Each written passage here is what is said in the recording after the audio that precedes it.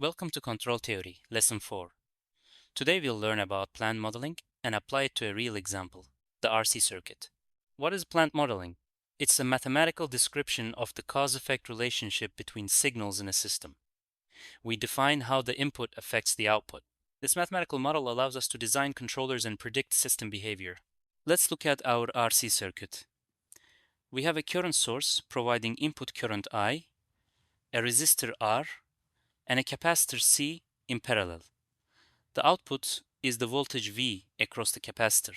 Our goal is to find the mathematical relationship between input current and output voltage.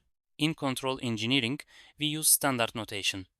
Input is represented by the letter U and output by the letter Y. Think of it like the function y equals f of x. The input x gives us the output y.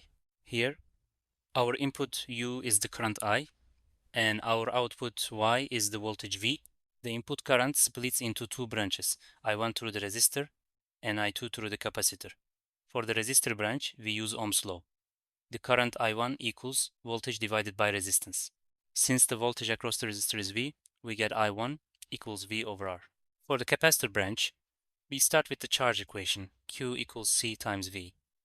Taking the derivative with respect to time, we get dq dt equals C times dV dt. Since current is the rate of change of charge, I2 equals C times dV dt. This is the capacitor current equation. Now we combine everything. The total current I equals I1 plus I2.